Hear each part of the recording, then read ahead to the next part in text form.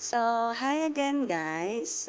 Welcome to my YouTube channel. So, for today's vlog, yan, tuturuan ko kayo magluto ng braised pork with ketchup and coke. So, samahan niyo ako guys para matutunan niyo din tong recipe na to na chat ako mapapakanin kayo sa sarap. Tara!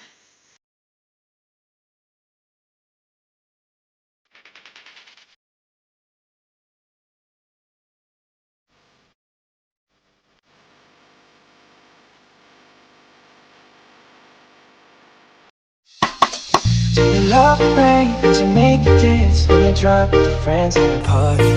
What's your favorite song? Does it make you So, start natin ng ano. Siyempre, dapat meron tayong pork. 1/2 kilo is enough. Then, babad natin yan sa garlic.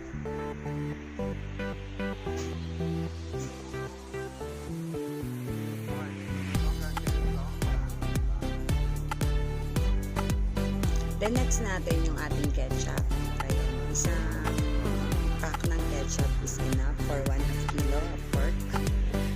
Then, sunod natin yung ating pampalasang oyster sauce.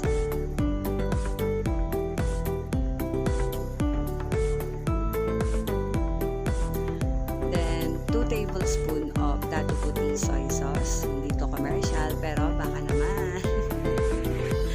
So, enough na yung 2 tablespoons of soy sauce. Ayan.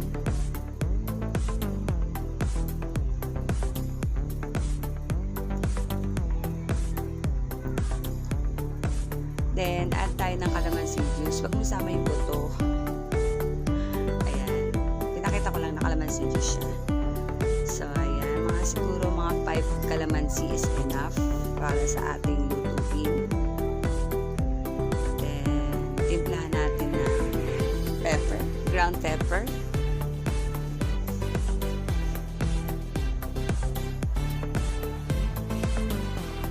Then yung ating main ingredients talaga na coke. So, coke mismo, okay na po yun. Isang coke mismo. Mismo? Hindi ko miss. So, ayan.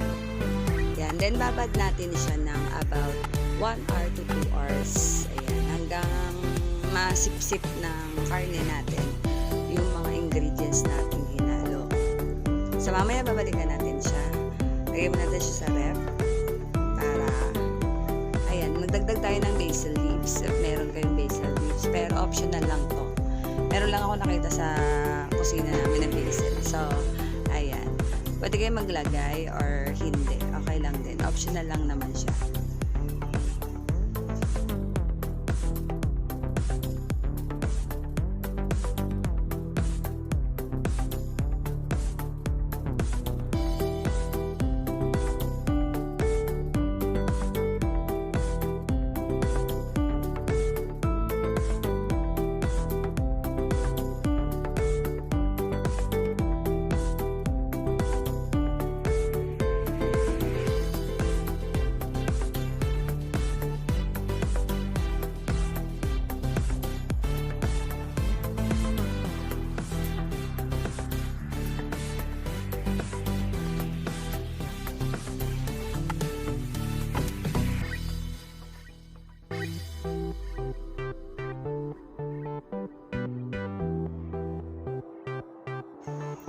Yan. So, pag mainit na natin yung kawali, ayan, lagyan na natin yung mixture natin na binabad kanina about 2 hours ago. So, ayan. Lagay natin dyan yung ating pork. Ayan.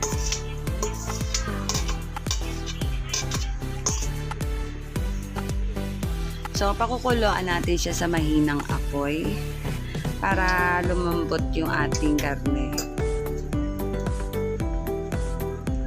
Ayusin natin para maging pantay yung pagkaluto ng karne natin and maging mas tender.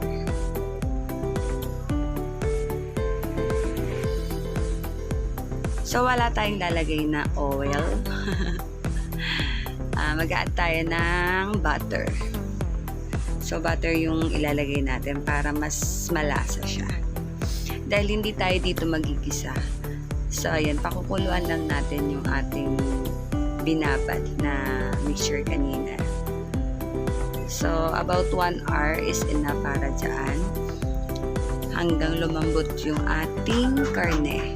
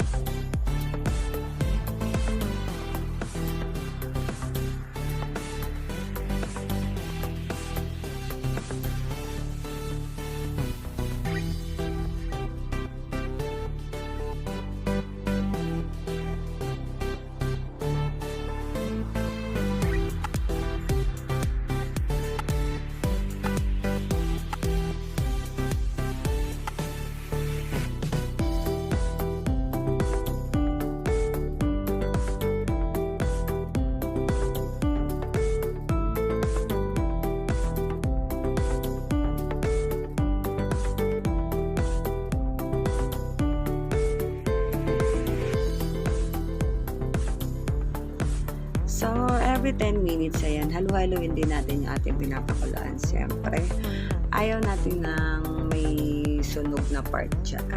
So, then para mapantay din yung pagkaluto ng ating karne, di ba gusto natin yung malambot and juicy. Ayan. So, every 10 minutes, halo-halong na natin. Then, simutin natin yung mga natututugtong dyan sa gilid para masama sa sabaw hanggang matuyo yung ating pinapakuluan. Ayan. Yung sabaw niya.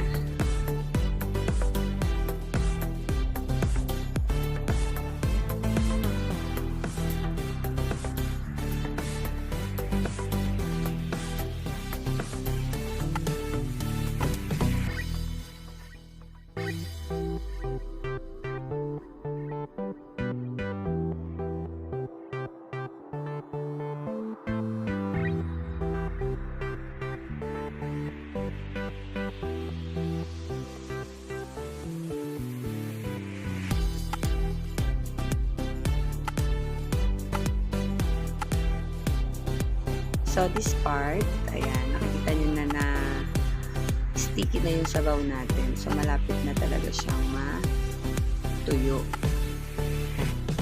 So, mamaya matitikman na natin ang ating braised pork sa Coke and ketchup.